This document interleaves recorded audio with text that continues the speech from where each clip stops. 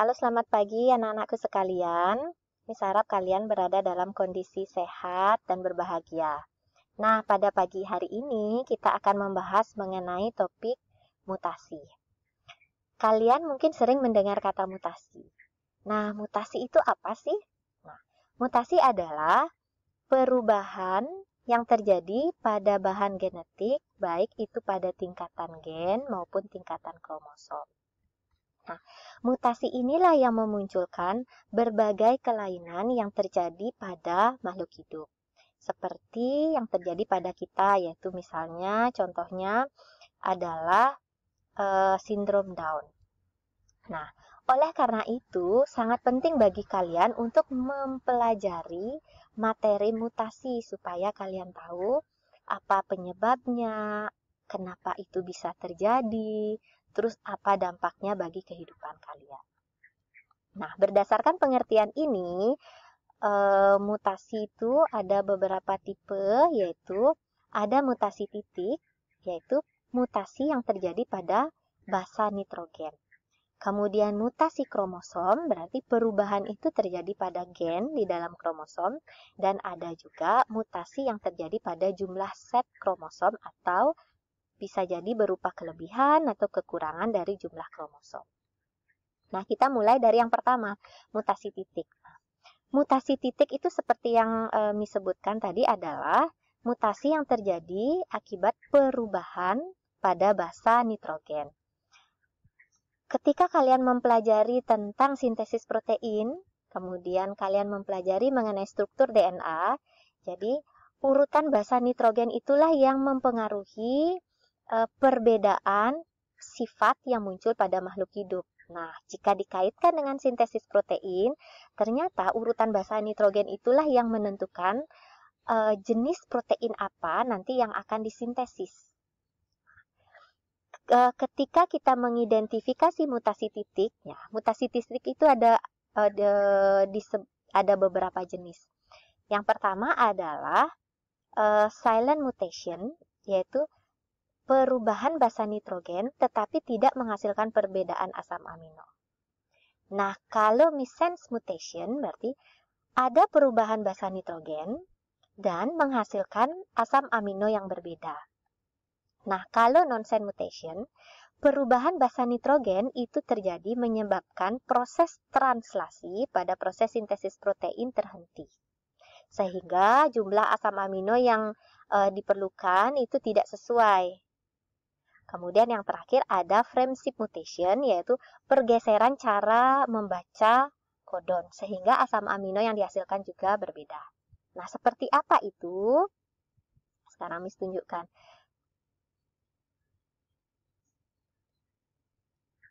Nah, ini dia, Nak.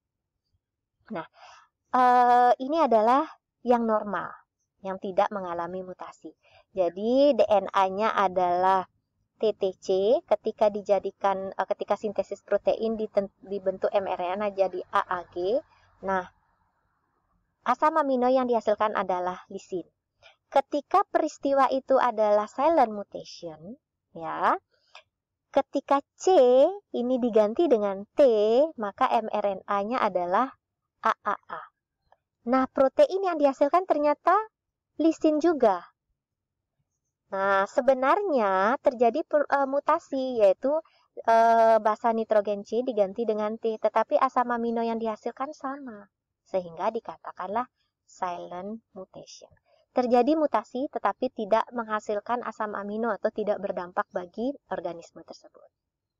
Nah, bagaimana dengan nonsense? Nah, TTC, jadi huruf basa nitrogen T itu diganti oleh A. Karena A diganti dengan A, sehingga mRNA yang dihasilkan menjadi UAG. UAG ini adalah stop codon yang menyebabkan ketika proses translasi terjadi ketemu dengan stop codon, maka tidak akan dilanjutkan proses translasi. Sehingga asam amino yang dihasilkan jumlahnya tidak sesuai dengan harapan. Nah, bagaimana dengan missense? Nah, missense contohnya begini. Yang awalnya TTC, nah T ini timin digantikan oleh sesama sesama pirimidin, C. Kan gitu ya nak ya. Ketika ini C diganti, maka mRNA-nya menjadi AGC dan menghasilkan asam amino arginin.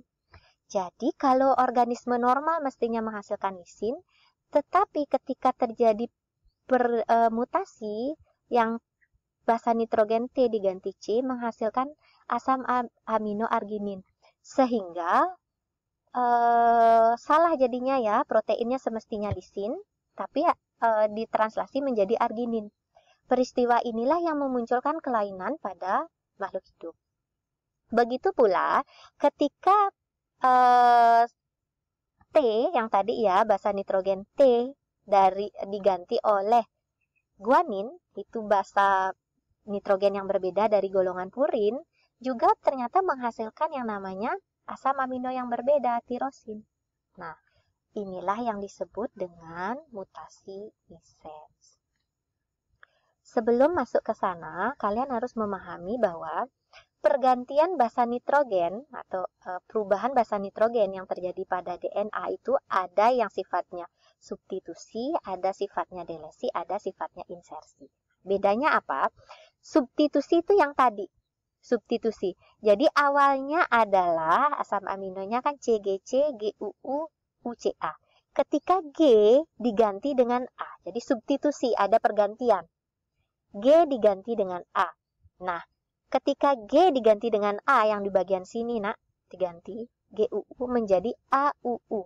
Menghasilkanlah asam amino yang berbeda yang semestinya valin menghasilkan isoleusin.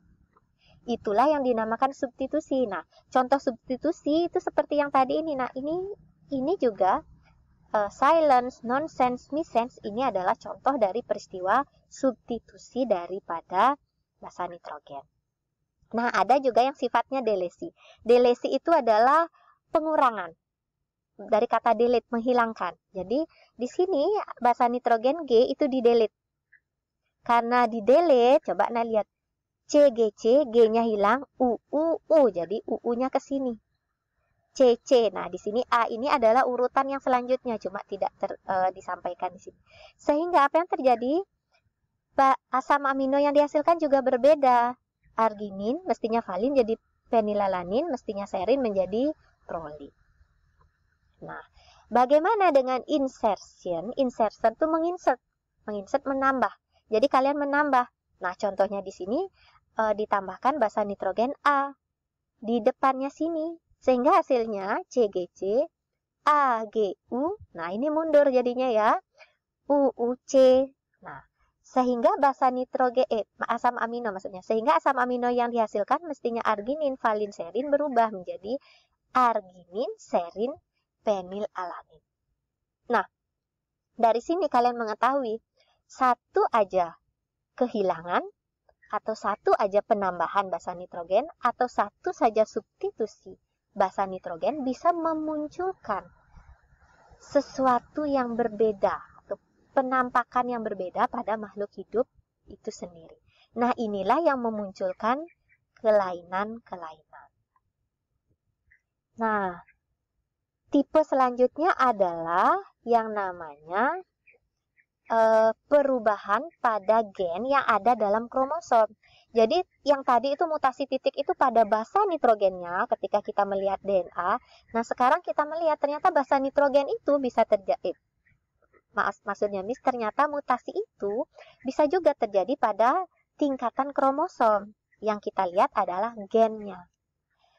Beberapa jenisnya ada delesi, ada duplication, ada inversion, ada translocation. Nah, ketika digambarkan seperti ini, nak.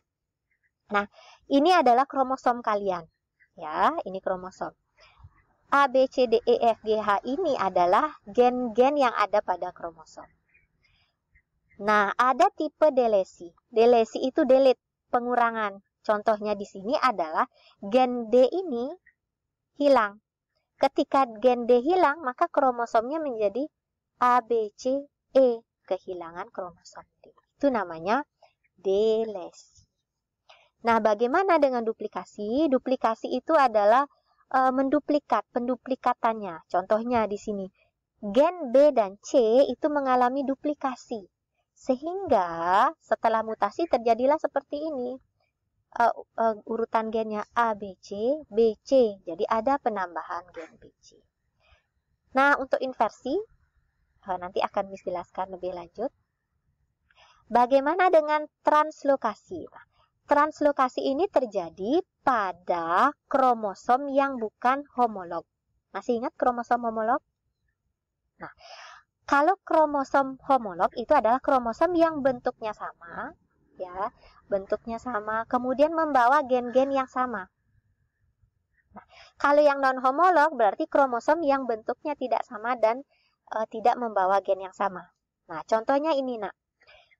Di sini kalian akan perhatikan bahwa ini adalah kromosom yang bentuknya lebih panjang daripada kromosom yang di bawah ini. Dan gennya juga berbeda. Di sini dia membawa gen A, B, C, D, E, F, G, H, yang sedangkan pada kromosom yang lagi satu membawa gen M, N, O, P, Q, R. Translokasi terjadi seperti itu. Gen AB ini dia terlepas dari kromosom yang di atas. Kemudian pindah ke kromosom yang kecil. Nah, yang di kromosom kecil ini juga kehilangan gen OPNO-nya. Gen NO ini akhirnya pindah ke kromosom di atas. Sehingga hasil mutasinya adalah seperti ini. Ya, jadi kromosom yang lagi satu, yang besar itu kromosom di atas membawa MNO, CDE, FGH. Kromosom yang kecilan membawa ABFPQR. Jadi berubah dari kromosom awalnya ini. Nah, selanjutnya inversi. Jadi inversi itu memutar, Nak, ya. Nah, inversi memutar. Jadi ada peristiwa yang namanya paracentric inversion atau pericentric inversi. Inversi parasentrik atau inversi pericentric. Bedanya apa? Nah, coba kalian perhatikan. Ini adalah kromosom awal. Ketika terjadi parasentrik, ya, ini kan tengah kromosom, ya, tengahnya. Nah, kemudian ada dua lengan. Kalau parasentris dia terjadi di satu lengan. Jadi terputus dulu di bagian sini. Setelah terputus terjadi pemutaran. Jadi diputar. B sama D ini diputar. Diputar sehingga hasil kromosomnya adalah ADC, B, E. Jadi semestinya kan BCD menjadi DCB. Itu namanya parasentris. Nah, kalau perisentris dia terjadi di antara dua lengan dan melalui sentromer. Jadi melewati sentromer, terpotong di bagian D dan terpotong di bagian F, kemudian dia berputar. Jadi berputar sehingga hasilnya adalah ABC, F, E, D, G, H. Jadi itulah perubahannya. Kalau parasentris dia terjadi di satu lengan, tidak melalui sentromer. Sedangkan kalau perisentris dia terjadi di dua lengan dan melalui sentromer. Nah, perubahan pada gen yang pada kromosom ini juga bisa menyebabkan perubahan-perubahan penampakan yang terjadi pada makhluk hidup. Yang terakhir, ini adalah mutasi set kromosom. Tadi kan pada satu kromosom, ya. Kemudian ternyata dalam set kromosom pun bisa mengalami mutasi. Nah, apa itu set kromosom? Miss ingatkan kembali. Nah, ketika kalian mengetahui kan berapa sih jumlah kromosom manusia? Jawabannya pasti 46. Ya, 46 itu sebenarnya kalau pada pria itu terdiri atas 22 kromosom autosom dan 2 kromosom seks. Nah, artinya apa? Kromosom nomor 1 itu ada 2. Kromosom nomor 2 ada 2. Kromosom nomor 3 ada 2. Begitu selanjutnya. Jadi kromosom nomor 1 bentuk, ukuran, sifat yang dibawa itu sama. Nah, inilah yang dikatakan kromosom homolog. Jadi, satu setnya dikatakan istilah lainnya adalah haploid. Haploidnya setengah dari ini. Jadi, satu setnya adalah ya satu kromosom nomor 1, satu kromosom nomor 2, satu kromosom nomor 3, satu kromosom nomor 4, satu kromosom nomor 5, dan seterusnya. Ya, itulah yang dikatakan satu set. Nah, mutasi ini bisa terjadi